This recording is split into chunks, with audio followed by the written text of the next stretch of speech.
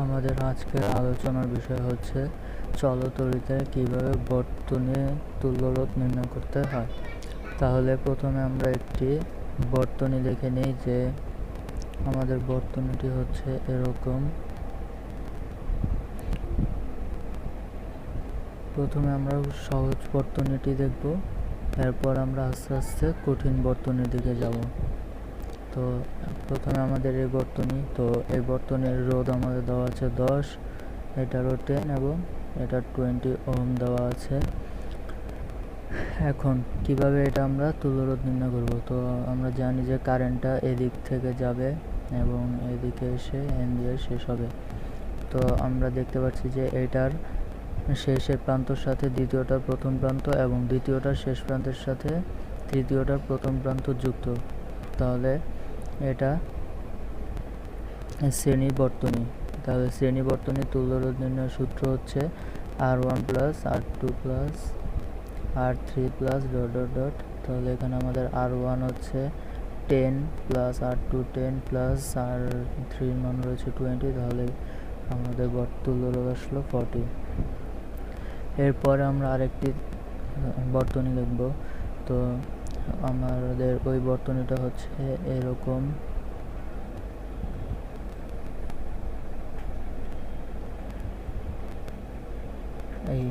তো আমাদের এই বর্তনীতে কিন্তু কোনো ব্যাটারি বা কোষ যুক্ত নেই। তো এখন এটা আমরা কীভাবে বুঝবো এটা কী বর্তনী। তো আমরা প্রথমে আগে একটি এটার সাথে ধরে নিই এইভাবে আমাদের ব্যাটারিটা যুক্ত আছে। তাহলে কারেন্টটা যাচ্ছে আমাদের এই দিক দিয়ে।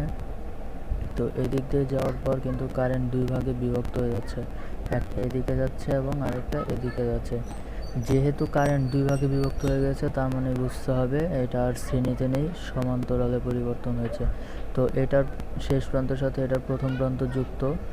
তো এখানে আসার পর আবার এই কারেন্টটা আবার একসাথে হয়ে গেছে, তার মানে এটা আর এটা আমাদের কিন্তু শ্রেণীতে আছে, কিন্তু এটা কিন্তু শ্রেণীতে নেই, কারণ এখানে আমাদের কারেন্ট যেহেতু দুই ভাগে বিভক্ত হয়ে গেছে, তাই এটা আর শ্রেণীতে নেই। তাহলে আমাদের তুল্যরোধ নির্ণয় করতে হলে প্রথমে এটা আর এটা শ্রেণীতে তুল্যরোধ নির্ণয় করতে হবে। এবং আমাদের এটার মান দেওয়া আছে 10, এটার মান দেওয়া আছে 10 এবং এটার মান দেওয়া আছে 20। তাহলে আমাদের শ্রেণীর যে তুল্যরোধ হচ্ছে 10 প্লাস 10 ইকুয়াল টু 20। এখন এই দুইটার পরিবর্তে আমরা একটা রোধ পেলাম, সেটা হচ্ছে 20। তো আমাদের চিত্রটা এখন এরকম হয়ে যাবে। এই আমাদের চিত্রটা, এবং এটার সাথে যে আমাদের ব্যাটারিটা যুক্ত আছে। তো এখন দেখা দুইটাই 20। তো এখন দেখা যাচ্ছে যে এটা আর এটা সমান্তরাল আছে, এটা আমরা খুব সহজেই বুঝে যাচ্ছি, কারণ দুইটা রোধের প্রথম প্রান্ত একটা নির্দিষ্ট বিন্দু এবং শেষ প্রান্ত আরেকটা নির্দিষ্ট বিন্দুর সাথে যুক্ত রয়েছে, তাই এরা সমান্তরাল। তো সমান্তরালে আমাদের সূত্রটা ছিল যে 1/RP equal to 1/R1 plus 1/R2। তো আমাদের 1/R1 হচ্ছে 1/20 প্লাস 1/20। তাহলে আমাদের 1/20 প্লাস 1/20 আসে 1/20 প্লাস 1/20 সমান আমাদের আসলো 0.1 ইকুয়াল টু 0.1। তো আমাদের আরপি নির্ণয় করতে হবে। তাহলে আরপি ইকুয়াল টু এটা উল্টে যাবে 1/0.1। তো এটা আমাদের উল্টে গেলে অ্যান্সার আসে 10। অর্থাৎ আমাদের এই বর্তনীটা তুল্যরোধ হচ্ছে 10। তা এরপর আমরা আরেকটি উদাহরণ দেখে নিই। এখন আমরা এই বর্তনীটি দেখব। তো এখানে যে দেখা যাচ্ছে, এখানে আমাদের কোষ যুক্ত আছে। বিদ্যুৎটা আমাদের যাবে এদিক দিয়ে। তো এখানে বিদ্যুৎটা আসার পর এখানে কিন্তু আমাদের বিদ্যুৎটা বিভক্ত হয়ে যাচ্ছে, কারেন্ট এদিক দিয়ে এবং এদিক দিয়ে যাচ্ছে। যেহেতু ডিভাইড হয়ে গেছে কারেন্ট, তার মানে এটা আর শ্রেণীতে যুক্ত নেই। এখন এই রোধের এই প্রান্ত এবং এই প্রান্তের সাথে কিন্তু এই রোধ এবং এই রোধও যুক্ত আছে, অর্থাৎ তিনটি রোধই একটা নির্দিষ্ট বিন্দুর মধ্যে যুক্ত আছে। তাই আমাদের এই রোধ এবং এই রোধ, তিনটি রোধ কিন্তু সমান্তরালে আছে। তো সমান্তরাল থাকলে আমরা সূত্রটি জেনেছি 1/RP ইকুয়াল টু আমাদের 1/6 প্লাস 1/6 প্লাস 1/6, তো এটা করলে আমাদের আসে 1/6 প্লাস 1/6 প্লাস 1/6 আমাদের আসে 0.5, অর্থাৎ 1/rp ইকুয়াল টু 0.5, অতএব rp হবে এটার বিপরীত। তো এটা বিপরীত করে দিলে আমাদের আসে 2, অর্থাৎ এই তিনটি রোধের তুল্য রোধ হচ্ছে 2। এখন যে 2টা আসবে সেই 2টা কিন্তু আবার এটার সাথে শ্রেণীতে সংযুক্ত, তাই শ্রেণীতে সংযুক্ত হলে 2 + 2 = 4, অর্থাৎ আমাদের এই বর্তনীটার তুল্য রোধ হচ্ছে 4। এরপরে আমরা একটি বর্তনী দেখব যে আমাদের সার্কেলের মতো বর্তনীটা। তো আমাদের বর্তনীটা হচ্ছে এরকম, এখান দিয়ে আছে একটা রোধ এবং এখান দিয়ে আবার আরেকটা রোধ, এই দিক দিয়ে আমাদের কোষটা এবং এই। তো এখানে দেখা যাচ্ছে যে প্রথমে আমাদেরকে আগে বিন্দুটা চিহ্নিত করতে হবে। যখন এরকম থাকবে তো এন থেকে আমরা এ ধরি, তো এখান দিয়ে কিন্তু কোনো রোধ নাই, তার মানে এখানে কোনো কিছু চেঞ্জ হবে না। তো এটা আমাদের এই সাইড দিয়ে কোনো রোধ নেই, তাই এখানেও আমাদের এ বিন্দু, এই সাইড দিয়েও কিন্তু কোনো রোধ নাই, তাই এ বিন্দু। আবার এদিক দিয়েও কিন্তু কোনো রোধ নেই, আবার এদিক দিয়েও কোনো রোধ নেই, কিন্তু এদিক দিয়ে রোধ আসার পর কিন্তু এটা চেঞ্জ হয়ে গেছে। তো এখান দিয়েও কিন্তু আবার রোধ আছে, তাহলে আমরা যেহেতু এ বিন্দু কালেক্ট করেছি এবং আমাদের আরেকটা বিন্দু আসবে কিন্তু বি, যেহেতু এদিক দিয়ে রোধটা চেঞ্জ হয়ে গেছে, না এখান থেকে কারেন্ট আসার পর যেহেতু এখানে রোধ এসে পড়েছে, তাই এখানে আমাদের বিন্দুটা চলে আসবে বি। আবার এদিক দিয়ে কারেন্ট আসার পর কিন্তু আমাদের চেঞ্জ হয়ে গিয়ে এ হবে, আবার এদিক দিয়ে যখন আবার কারেন্ট গেছে তখন কিন্তু আবার বি চেঞ্জ হয়ে এ হয়ে গেছে।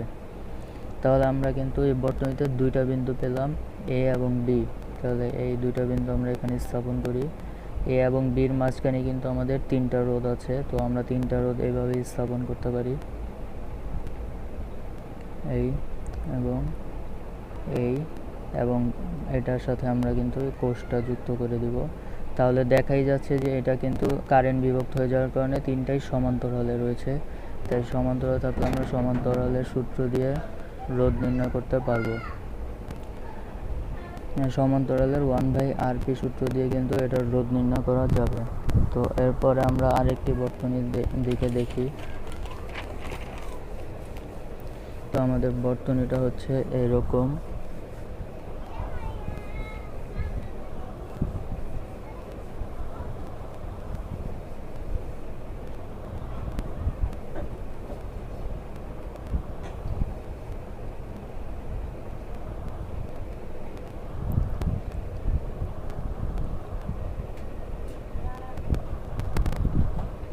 এইটা হচ্ছে আমাদের বর্তনী। তো আমরা এখন প্রথমে আমাদের বিন্দু চিহ্নিত করতে হবে। তো এখান থেকে আমরা এ ধরি, তো এখানে এসেও কিন্তু এটা এই থাকবে, এখানেও কোনো রোধ নাই, এটাও এ থাকবে, কিন্তু যখন এদিক দিয়ে গেছে রোধ এসে পড়েছে, তাই চেঞ্জ হয়ে এটা কিন্তু বি হয়ে যাবে। আবার এদিক দিয়েও কিন্তু কোনো রোধ নাই, তাই এটা বি। আবার এদিক দিয়ে রোধ চেঞ্জ হওয়ার কারণে তো এ হয়ে গেছে। তো এখানেও আমরা দুটা বিন্দু পেলাম, এ এবং বি। তো এটা হচ্ছে আমাদের এ এবং এটা হচ্ছে বি।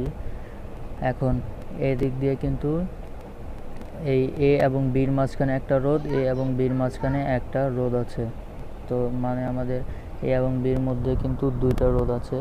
তো আমরা দুইটা রোধকে এইভাবে স্থাপন করে দিতে পারি, এই হচ্ছে আমাদের, এবং এখানে আমরা ব্যাটারি যুক্ত করে দিতে পারি।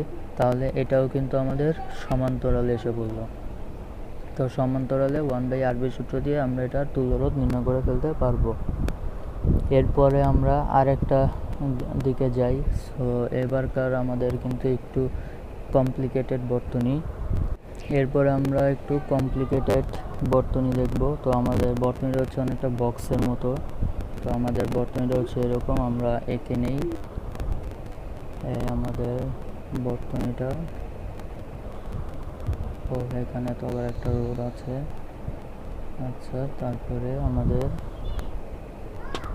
অনেকটা বক্সের মতো, তাই এভাবে এসে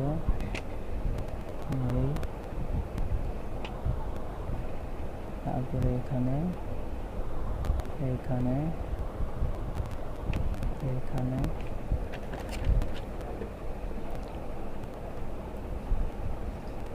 এই হচ্ছে আমাদের বর্তনীটা বক্সের মতো। তো প্রথমে আমাদের যে কাজ হচ্ছে বিন্দু, তো আমরা দুটো বিন্দু সিলেক্ট করে নিই, এটাকে এ এবং এটাকে বি ধরে নিই।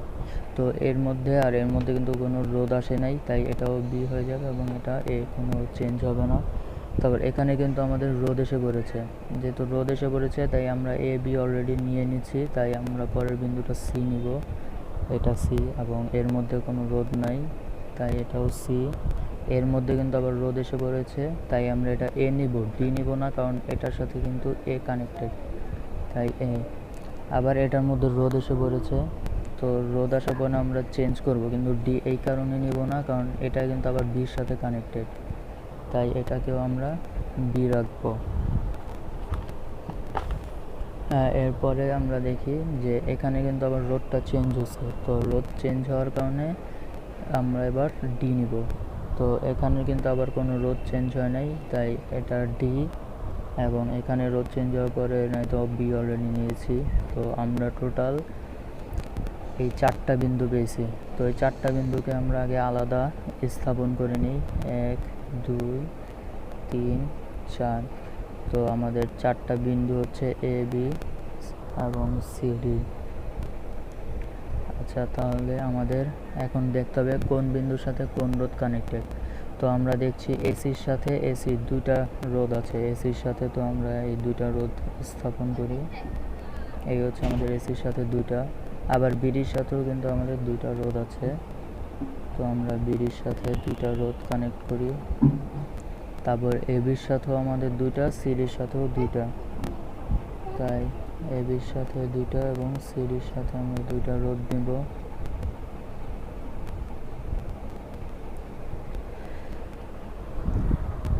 এরপরে এখানে আমাদের বর্তনীটা হয়ে গেছে। তো আমাদের এ এবং বির মধ্যে কিন্তু এই দুইটা রোধ সমান্তরালে যুক্ত, কারণ এটা এবং এটা একই বিন্দুতে কানেক্ট, তাই এটাও সমান্তরালে, এটাও সমান্তরালে, এটাও এবং এটাও, 4টাই সমান্তরালে। এই 4টাই সমান্তরালে, তো 4টার তুল্য রোধ নির্ণয় করলে 4টার পরিবর্তে আমাদের একটা রোধ চলে আসবে। তো এরপরে আমাদের যে একটা রোধ চলে আসবে, সেটা যে 4টা রোধ চলে আসবে, 4টার মধ্যে কিন্তু এই 3টা আমাদের শ্রেণীতে কানেক্টেড থাকবে।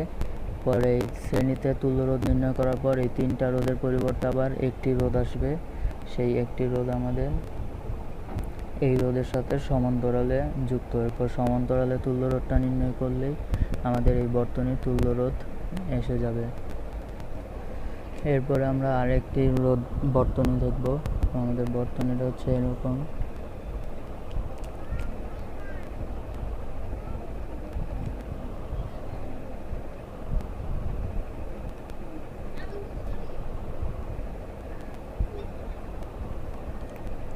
তো প্রথমে আমাদেরকে আগে বিন্দু নির্ণয় করতে হবে। তো এটা এ, যেহেতু এখানে রোধ আর এসেছে তাই এটা চেঞ্জ হয়ে আমাদের সি হয়ে যাবে। এখান থেকে কিন্তু কোনো রোধ নাই, তাই এটাও সি, এবং এখান থেকে কিন্তু রোধ চেঞ্জ হয়েছে, তাই এটা বি, এবং এদিক দিয়েও কোনো কিছু চেঞ্জ হয় নাই, তাই এটাও বি, এবং শেষে এটাও বি। তো আমরা টোটাল 3টা বিন্দু পেলাম, এ সি এবং বি। তাহলে 3টা বিন্দু আমরা প্রথমে স্থাপন করি। এটা হচ্ছে আমাদের এ, এটা হচ্ছে সি এবং এটা হচ্ছে বি। তো আমাদের এসির মধ্যে একটা রোধ আছে, তাই আমরা এই একটা রোধকে এখানে স্থাপন করব। এরপর আমাদের বিসির মধ্যে একটা, দুইটা এবং 3টা রোধ আছে, তাই একে একে আমরা 3টা রোধ স্থাপন করব। এই 3টা আমাদের সমান্তরালে, তো সমান্তরালে তুল্য রোধ নির্ণয় করার পর 3টার পরিবর্তে একটা আসবে, সেই তুল্য রোধের সাথে এটা আবার শ্রেণীতে সংযুক্ত। তো শ্রেণীতে তুল্য রোধ নির্ণয় করলে আমাদের বর্তনীর তুল্য রোধ নির্ণয় হয়ে যাবে। এই সব বর্তনীর তুল্য রোধ নির্ণয় করা শিখতে পারলে আমরা যে কোনো ধরনের বর্তনীরই তুল্য রোধ নির্ণয় করতে পারবো।